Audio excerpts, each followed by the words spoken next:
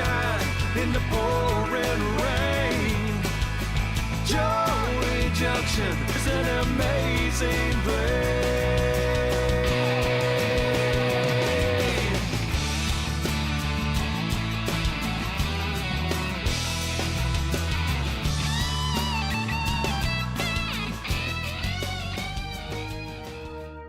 Well, yeah, I was brought up in Bournemouth, England, in a typical middle class, sort of middle to upper middle class folks with my mom and dad. And you know what? I didn't know the gospel. And this is so important to know. We always think that with Christian music and stores that sell books and Bibles, everybody knows the gospel. But I didn't. I got a copy of Good News for Modern Man. For the first time in my life, I prayed. I sat in my parents' front living room in Bournemouth, England at the end of January 1976, reading the beginning of Luke, praying as I went through, the only supernatural experience I've ever had, never had one since then, and it was almost like the type or the print on every page became like 6 feet high. And so I guess I need to say, Jesus, I'm a sinner, come and save me and come into my life, and that's how I got saved. So at the end of January 1982, I was on the border of New Mexico and Texas, and I had 12 bucks, 12 bucks left on me in money. Opposite me was a motel with a light. Sick, clean rooms, lights, whatever, TV, 14 bucks. And this is an issue that's faced by the homeless all around Albuquerque every day. You almost have enough money for a burger. You almost have enough money for a room. It's almost, or if I could, if I hadn't, if I could. Jeremy Reynalds founded Joy Junction in Albuquerque in 1986. Joy Junction is a homeless shelter caring for as many as 300 people nightly, a place where needy people can find a place to stay and enjoy a warm, nourishing meal. Homeless families are the fastest growing segment of the homeless population. Sadly, shelters that meet the needs of homeless families are not keeping up with the ever-increasing need for their services. The mission of the shelter is to ease at least a bit of the human suffering the staff see around them, and to be an extension of the love of Jesus Christ to troubled and often desperate lives. Just like Jesus did, they take people exactly where they are at and ask the Lord to clean them up and make them whole.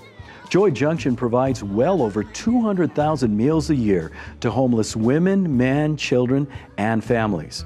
More than 6,000 of those meals are served monthly on their mobile feeding unit, the Lifeline of Hope. So this is our mobile feeding unit, which we have dubbed the Lifeline of Hope. We feel essentially that's what we're doing. We're throwing a lifeline to those in need.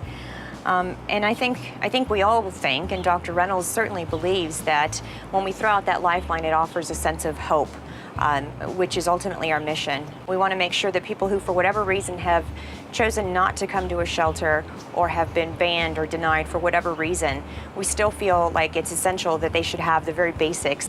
The Lifeline of Hope is a lunch wagon filled with coffee, soup, sandwiches, and other food to bless the homeless of Albuquerque. The wagon visits areas frequented by the homeless and provides a lifeline in the form of food, drink, and prayer. Literally, we feed as many as 6,000 plus meals every month. That's a lot of meals, it really is. Somebody made a comment to one of our staff who asked this for me. They said, as long as we have alcohol and drugs in our world, we will never end homelessness. And it's so true. Now, that's not to say that alcohol and drugs are the only reasons that people become homeless. There's domestic violence, there's mental illness. But I would say many people, probably more than most, become homeless as a result of alcohol and drug abuse. What was there about life that made life so bad that all we wanted to do, all we could do, was take refuge for our broken life in a bottle or by a needle?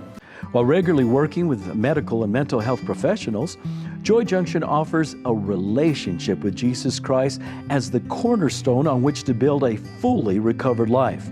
As far as Jeremy and his staff are concerned, doing otherwise would be immoral. While the homeless obviously need many physical resources, what else other than a relationship with the God of the universe could help them get through each day?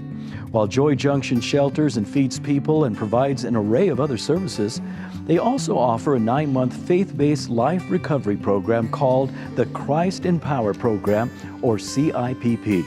CIPP participants are taught the skills they need to re-enter and succeed in the workplace. They learn, for example, anger management, healthy eating habits, resume writing, and a variety of important coping mechanisms. The Bible has over 300 verses on the poor and downtrodden, and they all reveal concern for them. How do we define kindness? 1 John 3:18-19 says, "Let us not love with words or speech, but with actions and in truth. This is how we know that we belong to the truth." Our capacity for kindness and compassion stems from God's kindness and compassion towards us, and it is only through real and practical love for others that we know we are in the truth. At Joy Junction, we are ending homelessness with God's help, one life at a time. Joy Junction depends on your faithful support. So if this program has encouraged you to make a difference, please make a generous gift today to Joy Junction. Your donation of whatever size makes a difference.